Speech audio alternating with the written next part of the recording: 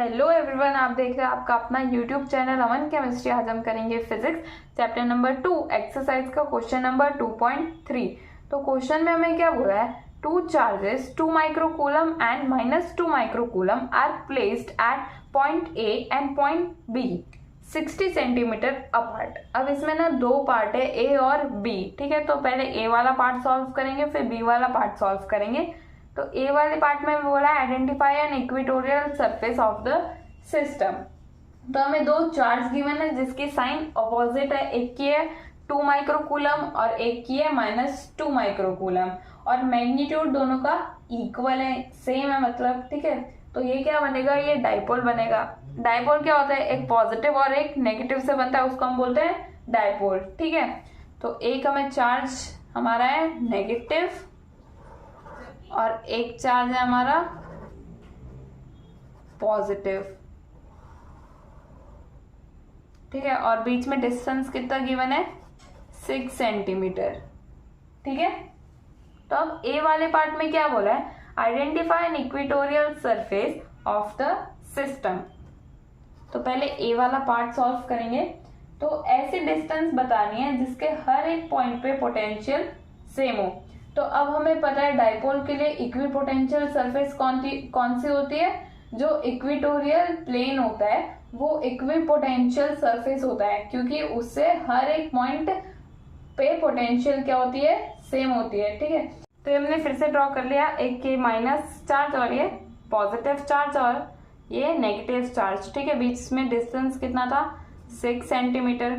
अब ना बीच में एक पॉइंट ले लेते हैं, सपोज ओ ले लेते हैं। ठीक है, तो ये प्लेट आ जाएगी, ये प्लेट आ गई। ठीक है, इसका डिस्टेंस कितना, सपोज r, और यहाँ पे r² प्लस l², यहाँ पे भी सेम हो जाएगा r² प्लस l²। ठीक है, तो नेगेटिव चार्ज से कोई भी पॉइंट लो आप, तो इससे डिस्टेंस और पॉजिटिव चार्ज से डिस्टेंस क्या होगा, सेम होगा। जैसे अगर -q का पोटेंशियल नेगेटिव होगा और पॉजिटिव चार्ज का पोटेंशियल पॉजिटिव होगा, और डिस्टेंस क्या होगा, दोनों का सेम होगा, तो पोटेंशियल का मैग्नीट्यूड क्या होगा, सेम होगा। ऑब्वियस सी बात है।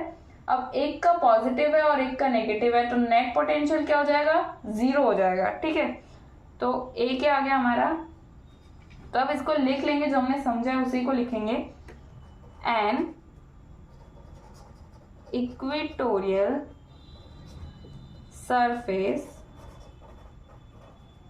that is the plane, ये इक्वेटोरियल सरफेस कौन सा है, ये, that is the plane on which total potential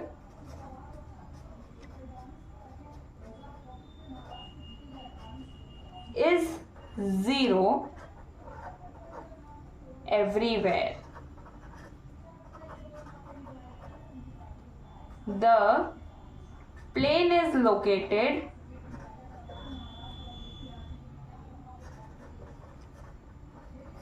at the, कहाँ पे है लोकेटेड, मिड पॉइंट पे, at mid point of line, because the magnitude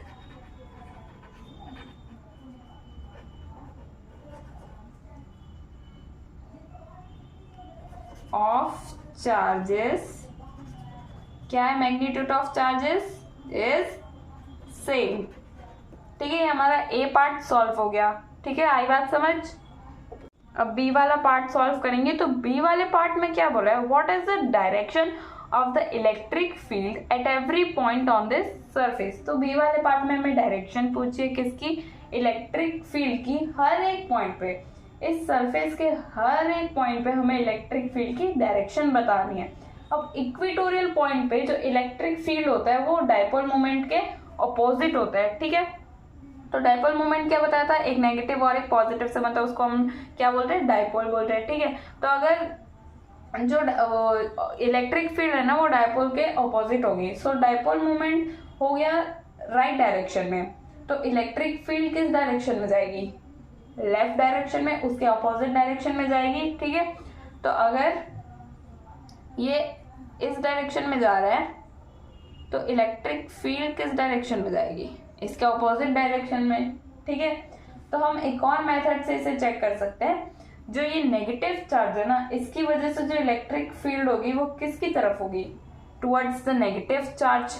तो कैसे होगी, ऐसे। ठीक है, तो ये भी क्या हो गया, अगर डायपोल इस तरफ जा रहा है, डायपोल मोमेंट इस तरफ जा रहा है, तो इलेक्ट्रिक फील्ड किस तरफ होगी, उसके ऑपोजिट डायरेक्शन में, यानी कि इस साइड। ठीक है, तो एक और अगर पॉजिटिव चार्ज की वजह से क्या हो जाएगा, away from the positive charge. ठीक है, तो बी वाले पार्ट में क्या लिखेंगे, डायरेक्शन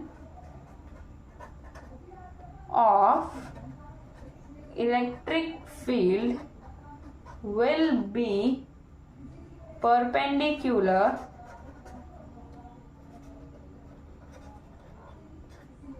ये परपेंडिकुलर का साइन है, टू इक्वेटोरियल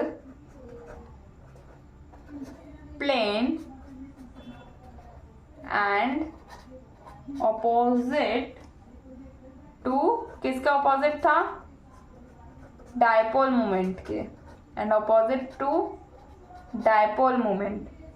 ये हमारा सॉल्व हो गया क्वेश्चन नंबर 2.3 एक्सरसाइज का और चैप्टर नंबर 2 का।